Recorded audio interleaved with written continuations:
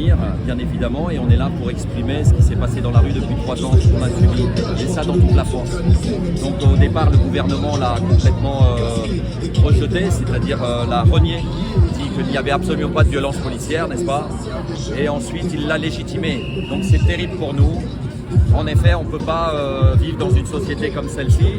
Il y a des gens au gouvernement qui prétendent qu'on n'a pas confiance. Bien évidemment, quand on nous éborgne et on nous mutile, on peut difficilement faire confiance. Donc on est aussi dans un pays où on met les lycéens à genoux, les mains sur la tête, et on se permet de dire, voilà une classe qui se tient sage. Les lycéens, ce sont nos enfants. Et c'est le présent et l'avenir de la France. Bien évidemment, nous avons subi des violences extrêmement violentes que nous qualifions de barbares, puisque quand on mutile les gens et qu'on les éborgne, c'est de la barbarie. N'oubliez pas que chaque personne touchée, c'est une famille qu'on touche.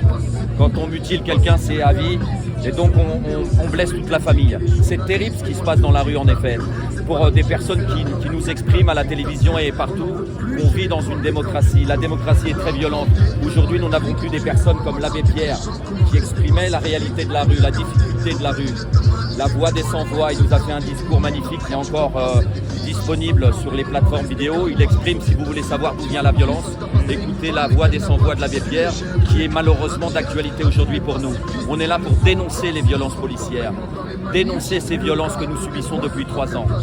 Et moi, j'avoue, pas de médias du tout, j'avoue un seul média ici, mais aujourd'hui c'est une chose très, très importante parce qu'il y a des dizaines de gens qui étaient mutilés. Vous êtes surpris que vous avez évoqué une niée de la violence, de la brutalité?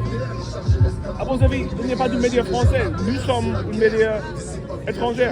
Ouais. Où est le média français? Alors, vous savez, les Gilets jaunes en France, ils ont pris conscience très rapidement que ce n'était pas seulement national. Ce que nous vivons dans nos sociétés développées, c'est ce que tous les pays développés vivent. C'est le peuple, c'est les personnes, les petites personnes et les gens moyens, comme on appelle chez nous, les Français moyens. C'est international. Ce que nous défendons ici, c'est international. Il n'y a pas de pauvres aux États-Unis, au Canada ou du pays d'où vous venez. Il y a des pauvres, il y a des gens qui vivent dans la rue, non? Il y a des gens qui font les poubelles pour manger. Est-ce que vous croyez qu'on est en droit d'espérer mieux de l'évolution de l'humanité en 2022? Est-ce que vous croyez que c'est normal que des gens sortent pour vous exprimer? On a le droit d'exister, on a le droit de vivre et on a le droit de conserver sa dignité. Est-ce que vous croyez qu'on est légitime à cela? Nous, nous pensons. Et c'est pour ça que nous sommes ici. Et comment ça va pour les gens qui étaient mutilés? Ils ont changé comment? Et ils sont encore résistants, j'imagine? Je pense que les meilleurs interprètes de ce qu'ils sont devenus, c'est eux-mêmes. Nous, on est là pour eux aujourd'hui. Ils ont été mutilés pour un ensemble, parce qu'ils croient en un avenir meilleur. D'accord? On était là ensemble pour beaucoup de choses en commun. Mais eux, aujourd'hui, on est là pour eux.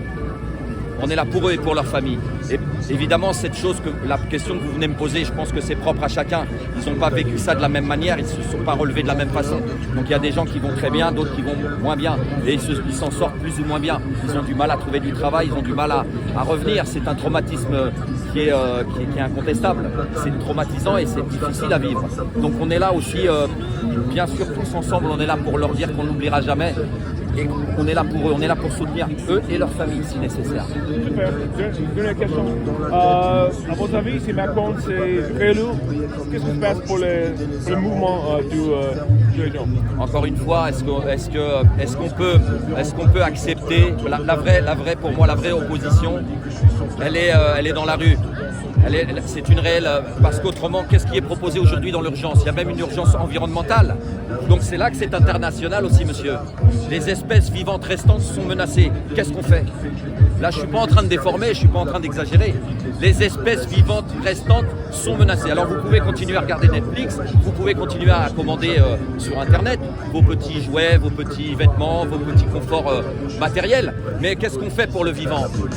Il y a un problème dans nos sociétés, il y a un réel problème d'évolution de l'humanité. Et on est là pour le défendre, on est là pour changer tout ça. Il n'est pas normal que des gens s'enrichissent à milliards très rapidement, alors qu'on laisse nos frères manger, mourir de faim dans la rue, mourir en silence. Mais nous, il y a des gens qui meurent en silence. Alors je sais, c'est des bonnes personnes. Hein. Ils ne dérangent pas les riches, ils ne les dérangent pas les patrons, il n'y a pas de souci. Mais nous, on a décidé de ne pas garder le silence. On a décidé de se battre contre tout ça, tout simplement. On lâchera rien. S'il vous plaît, votre nom, prénom? Patrice Hamon, monsieur. Et c'est plus comment J'appartiens au mouvement des Gilets jaunes. Ok, c'est plus comment votre nom de Hamon, c'est Hamon. Et Patrice. Ok, ça c'est super. First Meeting hier, à Très bien. partir de demain. Très bien, merci beaucoup. Merci beaucoup.